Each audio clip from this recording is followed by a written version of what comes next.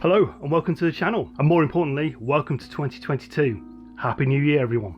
Oh, just get settled in. So today you join me in the studio, well, my daughter's bedroom really, and I want to break down what it's actually like to be a YouTuber, to actually start a channel and actually post your work out online for the world to see. Why did I start to do it? And why I recommend people who are thinking about doing a YouTube channel or starting a YouTube channel in 2022, why should they? Is it going to work? Is it going to take off? Who knows? That's down to you. But like so many things, you don't know until you try. So like so many, mine is a small YouTube channel. I've got less than 1,000 subscribers. So why do I carry on? Why do I go out week after week to create these videos to post them out on YouTube? Hopefully this video will explain the reasons why. And if you haven't already started your YouTube channel, but you're thinking about doing it, hopefully this will give you a little bit more confidence and a little bit more of what a YouTuber's mindset is all about and how they actually go out and actually create these videos and the reason why they do it. Or maybe you've already started a YouTube channel and you find it difficult to actually get incentivized and actually get out there and actually create these videos. And my YouTube channel is based on photography, mainly landscape photography, but I'm hoping anybody who watches this will be able to take something away from it. It just depends on what type of video you're looking at creating. So let's go down this interesting road and discover what it's like to be a YouTuber. So like anything, it's going to have to start with the idea.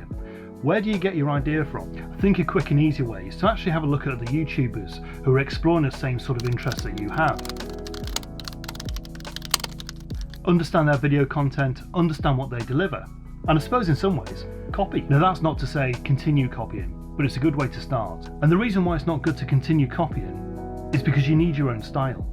People need to watch the videos for you, and this is something that will come with time. From the idea as well, you also need to understand what sort of video you're going to create. Is it going to be a vlog, a review, travel documentary, or something heavy in the cinematics? The basic message is, what do you want to get across? You need to start questioning things like, are you going to shoot it from home? Or are you going to be out on location? If you're going to be out on location, what are the weather conditions going to be like? With mine being a photography channel, it's heavily dependent on the weather, and it also depends on what sort of time of day I'm shooting. Am I going for a sunrise shot, a sunset shot, something in between, dark and moody skies? So yeah, the weather's quite important to consider as well. And also, how long have you got? How much time have you got to actually record your footage? Like so many good ideas as well, they always come to me when I'm not expecting them. When I'm in the bath, I always tend to get the best ideas. And the problem with that, as soon as you've got dressed, ready and out somewhere, you've forgotten about those ideas.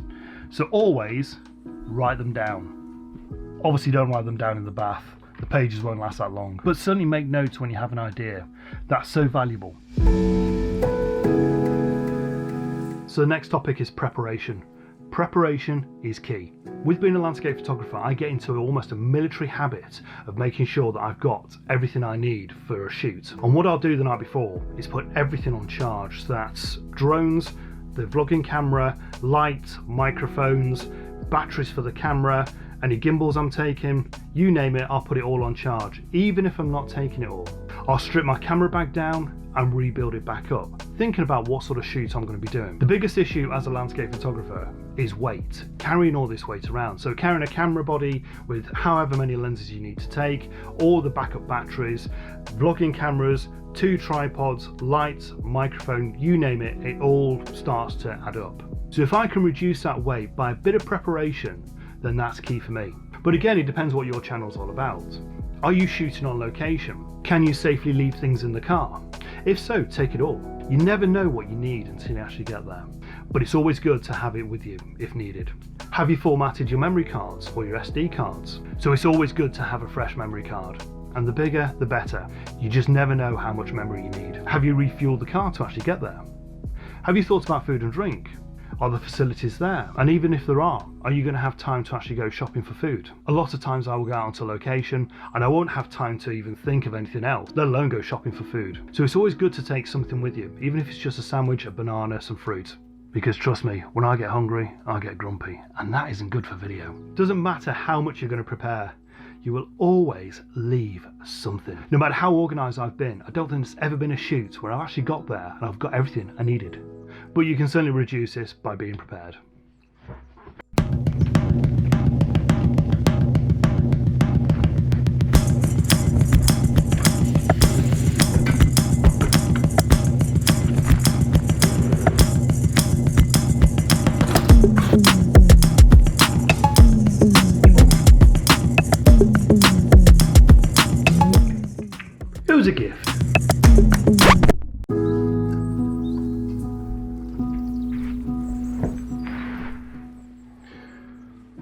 So today's the day. It's going to be the day you're going to record your vlog. It's going to be your first insight into actually recording yourself, either out in public, at home, doing your review, doing your travel vlog, doing whatever you're doing, whatever you decided to do. And of course you're prepared, so you're well up for it. But what happens if things go wrong? Now, I don't want to put a damper on this day, but many a time I've been out of location and things have changed way out of my control. Is the location you're going to actually open? Obviously, with the things we've had recently with the whole of the COVID issues and lockdowns central, is the location actually open? Are the weather conditions playing ball? Traffic related issues? The amount of times I've actually gone to a location and actually turned around and come back because there's been a major accident on one of the motorways. So think about a plan B if you don't want to waste your day. And that's quite important to think about, certainly when you've got a full-time job, commitments elsewhere, things like that, and you've only actually got the odd day to actually go out and record. You certainly don't want to waste that day. So have a plan B, somewhere else in your mind, somewhere else that you know you can get to. So you're ready to shoot. What do you do first? Myself as a photographer, I like to do a lot of the B-roll first, the talking to the camera, then focus on my photography, and then do the outro after what everything's done. So I've got a little bit of knowledge in my mind of roughly what the day is actually giving me. Maybe if you're doing a travel vlog, that you do all the B-roll first, focusing on cinematic drone shots, a tech review, actually showing around the item that you're going to be displaying. So there's lots of options at this point. Personally, I would focus on doing all the B-roll, so doing all the interesting arty work before you actually start talking to the camera. It just gives you a bit of inspiration to actually start thinking about what you're going to talk about. The key is, on any single vlog, any single review, anything that you're going to be recording, you need to tell a story. I think that's what a lot of vloggers fail to do. They actually fail to get the story across. So in my genre with landscape photography, a lot of photographers will go out there, have fantastic drone shots, lots of B-roll, but it doesn't actually tell the story of what the location is, believe it or not. And I think that's down to the actual vlogger, the person in front of the camera. Yes, we can see the landscape, but do we know what it feels like? Have you told the viewer the temperature, the weather condition, and what it's like being there? Is it crowded? Is it overrun? Have you got the place to yourself? Let the viewer know so they can feel that with you. The story is so important. It gives the viewer something to relate to. It's the same with any media. It's the same with watching a film on Netflix. It's the same as watching a documentary. It's the same as watching the news. We're all telling stories. YouTube is no different. You tell that story right, you've got the key. Have you prepared a script and have you brought it with you? Or are you doing it off your own inspiration? I've done this a couple of times. This one today, I'm actually going from a script. I've wrote a load of notes down, but generally when I'm out doing a vlog out in location, it all depends on the feeling of the day and how I'm feeling. And I want the viewer, you guys, to understand how I'm feeling out in those locations. If I'm finding it challenging, I will let you know I'm finding it challenging. If it's a beautiful day, I will let you know. If I haven't got a care in the world whilst I'm there and everything is sort of dropping into place, I will let you know as a viewer. And I think that's important. And yes, sometimes when we're not feeling the full inspiration of actually going out there, we will falsify it. We will give a false impression. Because let's face it, the viewer doesn't want to see doom and gloom every single video. But sometimes I think it's inviting to let the viewer know exactly what your thoughts are. You're doing these videos for yourself, don't get me wrong, but the person on the other end that has to watch this video, how are they going to feel when they've seen this? So I've touched on having a plan B if all else fails, but that's if all else fails. Try and stick to your original subject. Try and stick to your original thoughts of what you want from this day. And that will make your video feel a lot smoother. After all, it's what you're prepared for.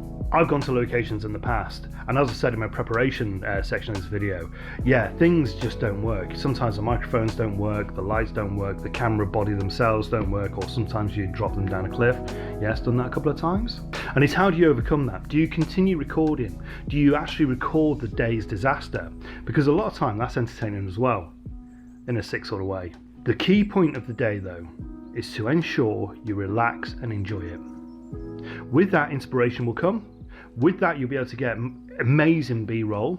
Your ideas will start to flow and it will come across on the video. And it'll be a really enjoyable video for people to watch. So like I say, have fun and do it for yourself. So congratulations, you've done your first video. Upload it to YouTube, forget about it, job done. If only that were true. I've already mentioned once or twice that my channel is a photography channel. And like photography, it's not all about just going out into a location and actually taking the shot, in this case recording the footage. We now have to process it. or edit it. And this is where it adds to the storytelling. One of the key elements of getting your story across is through good editing. Like anything, editing comes with practice. And what I suggest you do is just have a play around with editing. I use the Adobe software Premiere Pro to edit my videos, but there are plenty more cheaper options out there. And honestly, I think they all do a very similar thing anyway. So this is where we review our footage. We'll put it into the computer, have a look through what we've got, just make sure that everything's working on it, the sound was correct, the lighting was correct, it's recorded properly on your memory card. It's also key to ensure you've got enough memory on your computer, not only to download the video, but also to upload it once you've finished editing it.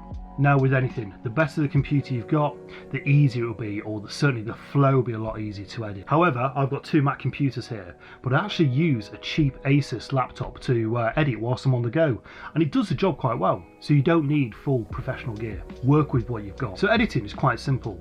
We need to cut each of the bits of footage you've recorded into sections where we can actually make sense. Get rid of all the swearing, cursing, that sort of thing. Throw all this together to create one video that's fairly smooth. So that's the basics of editing.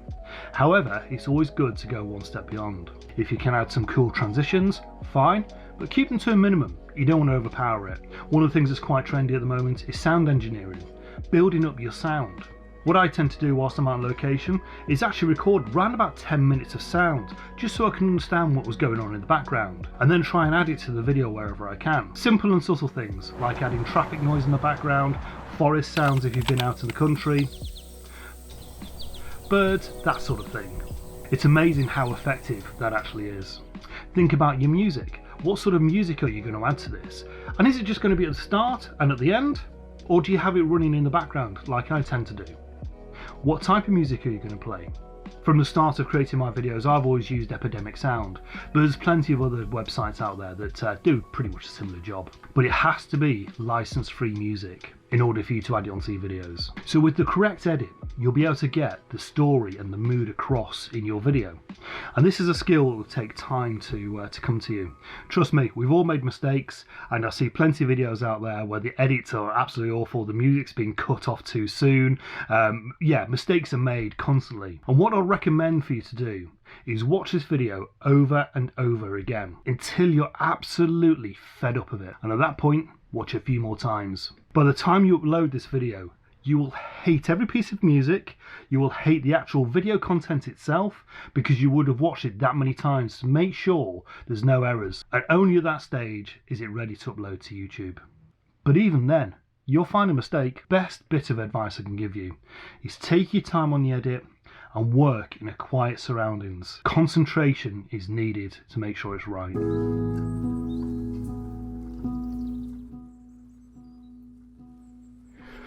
So, we'll motor on with this video. If you're liking this content, give me the thumbs up. If you haven't done so already, please consider subscribing. It'd be great to have you on board of the channel. And that swiftly moves us on to our next section. So you spent all this time thinking of an idea, preparing for it, going out and actually doing the shoot, coming back, editing it, and now it's time to upload your video. This is where it gets a little bit real. This part for me, strange as it sounds, is possibly the hardest part. The actual upload. Once it's uploaded, there's no turning back. Your video is going to go out for the whole world to see. So what does that mean? Well, quite simply, anybody is going to be able to watch your footage, watch your video that you spent so much time thinking about and creating. For me, these videos are quite personal. I spend a lot of time making them, I spend a lot of time thinking about them, and to actually deliver them out for the world to see, yeah, it's quite a bit of a challenge to put it out there. You've got to remember that ex-girlfriends, boyfriends, current partners, exes, teachers, employees, bosses, friends, colleagues, family members, they will all have access to this. And then there's the people that you'll never know. Walking around a supermarket, has a person in front of you seen your video? Has your favourite band, one of the members, seen your video? These are all things to think about. Now, I'm certainly not trying to scare you, but that's the reality of actually putting things out online. I think in this current day and age, it's probably a little bit different, certainly with the introduction of Facebook, Instagram, Twitter. You post your ideas out, you post your thoughts, you post your images, you name it, people will see it. But YouTube is no different. And when you've actually created a video of you in front of a camera, talking to the world, yeah, it does take some getting used to. After 2 and a bit years, I'm still not really used to it. It's happened a few times when I've been out in public, gone for a walk with my partner, and people have stopped me. Are you Ben McDonald? It's a very strange feeling when somebody recognises you from your videos. It's like nothing else. Not that it's bad, because it certainly isn't. It just takes a little bit of getting used to. So you've pressed upload and your video is now uploading to YouTube. Ready for that publish button to be pressed. Now before you go ahead and do that, you need to create a thumbnail. Thumbnails are quite important because they're the first thing that people see before they actually see your video. That's something that will draw the viewer into watching you over somebody else. So that has to be good. I've spoke a lot about mood and feeling within the videos. The thumbnail has to replicate that and deliver a small message before the viewer clicks it. Your title has to be true to what the video contains, but also quite catchy. And then you have hashtags. Now there is a bit of a rumour that hashtags don't really matter because I don't think the YouTube algorithm really picks them up. But that said, I still put my hashtags in there, so I list as many hashtags as I can that are relevant to that video. Whether that theory works, I don't know. But I think it's good practice to have everything you need for YouTube to promote your video. Because after all, that's the whole reason we've gone through this whole process, is to get it watched by as many people as we can. So you're now ready to press publish. There's no turning back from there. Go ahead, click it. From then, YouTube will promote you to advertise this on any of the social medias. I tend to really push on Facebook. I've joined a lot of YouTube groups which help promote my video. Talk about it to colleagues, talk about it to parents. Because if your parents are anything like mine, they have no idea how to use YouTube. So go ahead and use all the tools you can. Self-promotion is the only way you'll push yourself to getting more views. And the more views you get, the more it snowballs and you'll get more people interested in your channel. And if you've done everything right, and it's a good video, people will stick with you, people will subscribe, people will give you the thumbs up, people will comment. A majority are amazing, and I've managed to make a lot of new friends from YouTube. But some of them, oh my gosh, you won't believe some of the comments you'll get. A lot of bots trying to promote fake websites, and some are just quite bizarre. YouTube is quite good at restricting some of the strange comments, but every now and again a few will get through. But the best thing is to stay positive. For some reason, there's a certain type of person that doesn't appreciate the hard work you've actually put in. You've created this video off your own ideas, you've moved on and processed it, you've edited it, and it is to the best of your ability. But that is not good enough for them. Oh no, they will try and drag you down. And what I tend to do with people like this is either completely ignore them or kill them with kindness. And sometimes that works. I also think it's important as well to sort of take some criticism on board. You'll soon understand yourself the difference between criticism and somebody's just negative. I'll leave you with that thought. So you've now published your video, you've promoted as much as you can, you've done your bit. It's time to move on to your next video. So this is a critical question. Why do YouTubers do this? Certainly newer or smaller channels like myself. Why do we do this daily, weekly, monthly? Why do we invest so much time? And we do all this for free. It's like an art, a passion. If you enjoy doing it, you'll continue doing it for many years. And it doesn't matter what the rewards are. Obviously, as the channel starts to grow, then YouTube will actually start to pay you for your material. But that's a long way off, and it does take a long time to get to that stage. Myself, fast approaching 3 years into this, I've still not made a penny. But that doesn't matter. That's not the reason why I go out and create these videos. It's because I love it. I can't recommend anybody to start a YouTube channel. It's a crazy thing. It cuts into your personal life. Your mindset is constantly thinking about making these videos. And once you start making, I think I'm on 100 videos now. Once you get to 100 videos, you're constantly thinking about the next one. Ideas start to wear down. It becomes more and more of a challenge to actually get out and create something that's new and fresh. It takes a lot of time. It takes a lot of expense. Editing the videos takes a lot of skill. The skills I've developed over the last few years, I never thought I'd know these. But I have, and I've persevered. And I've now got a channel that I'm actually quite proud of. Doesn't matter if anyone else likes it, providing I like it, and that's what's key. So like I say, I can't recommend this to anybody. But if you ignore that and go on to create your own YouTube channel, you'll absolutely love it. You'll have something to be proud of, you'll have something to talk about, and it will keep you occupied on your free time. So if you're undecided on whether to create a channel, go out and make a couple of videos, see how it feels. You'll never know until you try, and you might just create something that you're really proud of. So the key to these videos, no matter what you're creating, is to have fun. Go out there and enjoy making videos for YouTube. So it's time for me to wrap my video up, and yeah, go out and do some more videos. If you like this video, give me the thumbs up. If you haven't done so already, please consider subscribing. It'd be great to have you on board of the channel. And if you managed to take something away from this video, let me know in the comments. It'd be great to hear your response. So from Warrington, on the start of the new year, it's time to say goodbye. Plenty more videos to come, possibly a little bit more different than this one, but I'll see you very, very soon. Take care, all the best, bye bye now.